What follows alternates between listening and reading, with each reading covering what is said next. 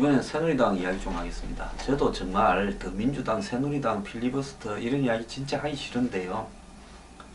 빨리 이런 이야기들 좀 끝내버리고 이제는 사회를 어떻게 바람직하게 개혁할 것인가, 이런 내용들을 좀 이야기하고 싶습니다.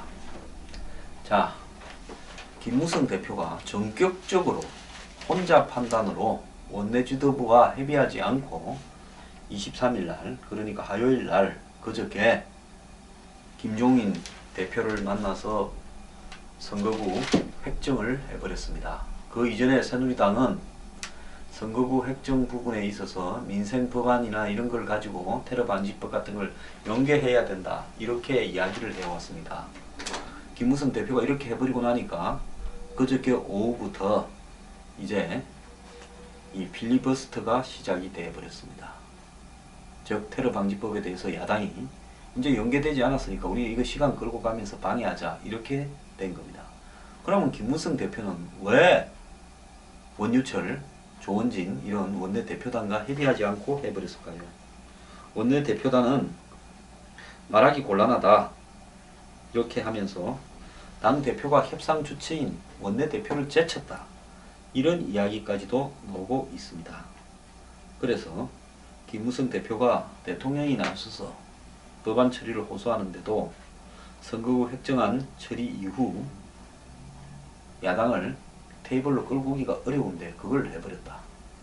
그리고 26일날 처리하기로 합의를 해버렸다. 자, 그래서 친박계에서는 김무성 대표가 당론을 위배했다, 이렇게 이야기를 하고 있습니다. 그럼 김무성 대표가 왜 서둘러서 합의를 했을까요? 사실 지금까지는, 얼마 전까지, 한 열흘 전까지는 김무성 대표 진영에서 가급적이면 늦게 선거구 획정을 하려고 했습니다. 왜 그런가요? 그렇게 자꾸 와야 선거구가 획정 안 돼야 사양식 경선이라는 토대를 흔들지 못할 거라고 보고 그렇게 해왔습니다. 즉 사양식 경선이라는 것을 그대로 굳혀버리려면 가급적이면 선거일을 공천을 하는 시스템으로 갈 수 있는 시간을 늦춰버려야, 그래서 지금 이 부분에 대해서 손을 못 대고 기정사실화 시키면서 막판에 선거구 획정이 되어서 자 이대로 빨리 진행하자, 이럴라 했는데 얼마 전부터 이한구 공관위원장의 힘이 점점 세워지고 김무성 대표의 힘이 빠지더니만 급기야 김무성 대표가 선거구 획정을 23일날 아침에 김종인 대표와 아침 9시에 합의하기 전날 유령당원 문제가 터졌고, 당일날 아침에 조선일보가 대규모로 유령당원 유령번호 문제를 보도했습니다. 자, 이것은 기본적으로 김무성 대표의 사양식 경선 문제를 뿌리부터 흔드는 부분이기 때문에 이러다가는 큰일 나겠다 싶어서 사실 그 내용을 좀 덮어버리는 효과도 있고, 또 이러다가는 사양식 경선 자체가 물 건너 가버리면서 이 선거구 획정이 늦어지면 늦어질수록 그걸 핑계로 이렇게 문제가 많은 유령 당원을 할 수 없다면서 그냥 전략공천으로 전체적으로 해결을 할까봐 김무성 대표는 이 두 가지, 그러니까 유령 당원 문제를 덮는 새로운 이슈를 만들기 위해서, 두 번째로는 지금으로서는 빨리 선거구 획정을 해버려야 오히려 상향식을 가지고 버틸 수 있지 않겠느냐, 그리고 유령 당원이나 유령 번호는 해보니까 실제로 그러지 않더라, 문제 많은 데만 100%로 하면 되지 뭔 문제가 있냐, 이렇게 가는 전략을 선택한 것 같습니다. 그러니까요, 이 정말 전략이 왔다 갔다 바뀌니까 한마디로 시청자들이나 유권자들은 이걸 어떻게 해석해야 되나 어려운데요. 여기에 이제 빌미를 준 것이 19일날 이병기 청와대 비실장이 국회를 방문해서 청와대가 꼭 연계, 즉 선거구 획정하고 법안 통과를 연계하라고 한 건 아니다 말을 했습니다. 그럼 이분은 왜 또 이런 말을 했을까요?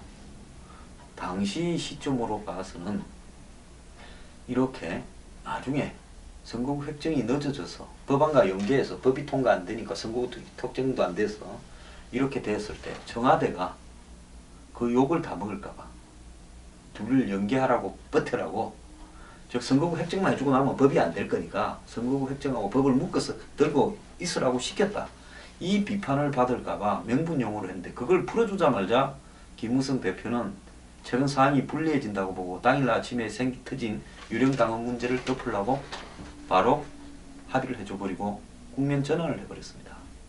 그래서 김무성 대표는 이제 상향식으로 가자고 이야기하고 유령당원 문제를 불을 끄고 있습니다. 전말이 그렇게 된 겁니다.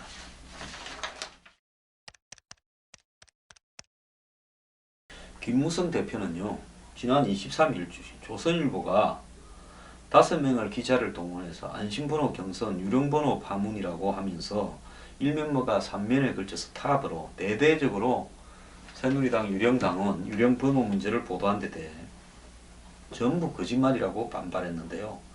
엉터리 보도라며 무슨 의도가 있다고 역으로 의혹을 제기했습니다. 신문은 신뢰가 생명인데 여당 대표한테 엉터리로 낙인 찍혔다면 살아갈 방도가 없다. 이렇게 다른 언론이 보도했는데요. 김무성 대표는 당일날 아침 신문을 보고 선거 획정을 바로 해버리고 난 다음에 기자들에게 오늘 조선일보 보도는 완전히 엉터리다. 매체 이름까지 꼭 집어서 이야기하면서 전수조사 다 해서 바로 잡았다. 다 이야기를 해도 그 말을 안 듣고 엉뚱한 기사를 썼다. 이렇게 이야기를 했습니다. 자, 조선일보는요, 이 기사에서 1면 타압하고 그 다음에 3면에 4개 기사를 써가지고 공정경선의 핵심인 안심번호에서 이사당원, 회사당원, 백골당원이 나타났다고 이렇게 보도를 했고, 이혜훈, 김행, 조윤선, 신의진, 새누리당 여성 예비후보들의 비판을 실명으로 실었고요. 나머지는 대구 지역의 한 후보나 익명을 요구한 현역 중진이라고 실었습니다. 또 조선은 특히 경선의 정당성을 담보할 중앙선관위도 유령당원 제재 방법이 마땅치 않다고 이래 보도를 했고요. 그래서 불복 소송을 내어서 공천 자체에 지장이 생길 것 같아. 이런 보도까지도 하면서 통진당 이정희의 경선 부정소송 사례도 제기를 했습니다. 그런데 김무성 대표가 조선일보가 엉터리 보도를 했다 하면 이 조선일보와 김무성 대표는 집안이 되는데 갑자기 왜 이렇게 싸우는지 궁금합니다. 그 배경이 뭘까요? 이제는 또 이한구, 김무성 이 두 사람의 싸움이요, 여론조사용으로 가상번호로 바꾸어진 그 안심번호에 대해서 이것이 이제 당원 여론조사에 사용될 건데, 친박계는 이 안심번호가 계람이 많다고 문제를 제기하고, 김무성 대표는 전수조사를 해서 다 바로 잡았고 별 문제가 없다 이렇게 붙고 있습니다. 자, 이 부분에서 보면요, 원래 번호가 문제가 많은 번호가 포함 유령번호, 즉 그 지역에 사는 실질적인 거주자가 아닌 사람이 포함되어 있는데 그걸 안심번호로까지 바꿨는데, 그걸 당해서 이 안심번호로 바뀐 부분에 원래 번호의 소유자의 주소지와 개인을 파악을 해서 이것이 옳다라고 이야기하는 이 복잡한 절차를 전수조사에서 바로 잡았다는 말에 대해서 신빙성이 있을지 저는 의문입니다. 또 23일요, 곽규택 부산 서구 예비후보, 이분은요 곽경택 감독 동생입니다. 성명을 내고 지역구 당협위원장이 가지고 있는 당원 명부는 성명, 개인연락처, 자택 주소 등 인적 사항이 모두 들어가 있는 것으로 알고 있는데, 이름 중에서 석자 중에서 두 자가 즉 황장 X 돼 있고 안심번호만 있는 명부로는 지지 호소하는 것이 사실상 불가능해서 결국은 이거는 매우 부당한 경선이다 이렇게 문제 제기를 하고 있습니다. 그리고요, 많은 그 예비 후보들이 이름 두 자만 가지고는 동맹이인도 많아서 사실상 확인이 불가능하고, 일부 예비 후보들은 이걸 가지고 경선을 치를 수 없으니까 제대로 된 명부를, 즉 당협위원장이나 현역 의원이 가지고 있는 것과 똑같은 명부 다시 내놔라 하는 그 파동이 지금 진행되고 있습니다. 처음에 줬던 30만원짜리 USB가 엉터리다 해서 다시 줬는데 그것도 별 의미가 없다. 진짜로 제대로 된 거 내놔라. 지금 이렇게 되고 있습니다. 새누리당 갈수록 정말 첩첩산중입니다.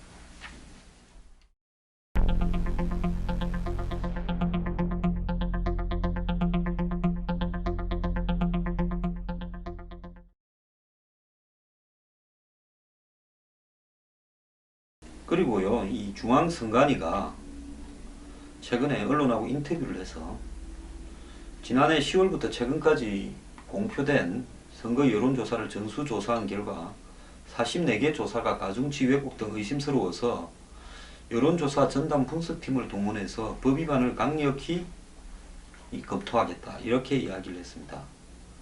그리고 불법 여론조사에 대한 포상금을 기존 5천에서 5억으로 10배 높였답니다. 지금 진행되고 있는 여론조사에 왜곡이 너무 많다. 또 이 여론조사보다 현장 투표가 더 정확하다. 매수 가능성을 현장 투표에 우려하지만 그건 여론조사도 마찬가지다. 세계 어느 나라도 여론조사만을 가지고 국회의원 후보자를 결정하지 않는다. 김대년 선관위 사무차장의 이야기입니다. 제 말하고 똑같지 않습니까?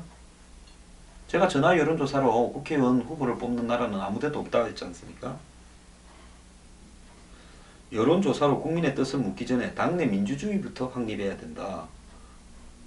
이렇게 이야기를 했습니다.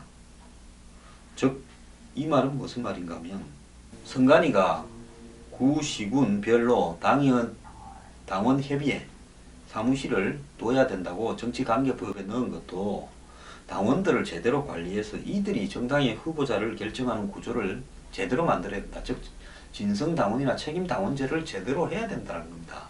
그러지 않은 상황에서 여론조사를 하는 것이 그것은 현장 투표하는 것 못지않은 문제고 이렇게 국회의원 후보를 뽑는 나라가 없다라는 겁니다. 자, 안심번호가 여론조사의 정확성을 높이는 대안이 될 수 있나? 이 문제에서는요. 정답이 아니다라고 이야기했습니다.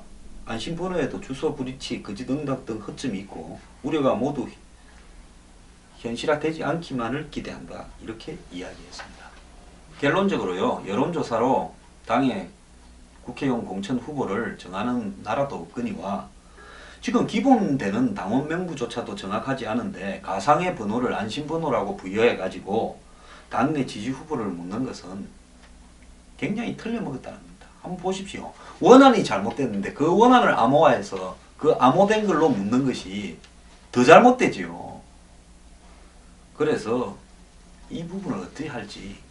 자, 이래서 이제 친박은 우선 추천 전략 공천을 하자 이렇게 하고 싶은데 그렇다면 뭘 기준으로 했냐 가지고 기존 지금 몇 달간 합의한 부분 그리고 현역 의원들이고 당협위원장이 공을 들여서 김무성 대표하고 이렇게 자기들한테 유리하게 만드는 부분을 자의적으로 그걸 없애버리고 상향식을 그냥 우선 추천 전략 공천으로 가버리면 엄청난 파장이 생기면서 당이 깨질 거예요. 그래서 제가 이한구 위원장한테 이걸 해결할 방법을 이야기하고 있지 않습니까? 전 예비 후보한테 책임 당원 명부만을 주고요. 거기에서 유령 당원을 잡아내라 해가지고 유령 당원, 그 다음에 유령 번호 등을 자행한 사람은 공천에서 원천적으로 배제시키고 거기에 전략 공천을 하면 되는 겁니다. 보좌관 월급 떼먹은 사람도 잡아내기 위해서 공천 배제시켜야 됩니다. 그건 사람이 아니죠. 간단한 걸 갖고 왜 고민을 합니까? 그러지 않고요. 뭐 우수하다 덜하다를 갖다가 그냥 자의적으로 해서 하다가는 비박은 그냥 있겠습니까? 그걸 어떻게 감당하려고 합니까?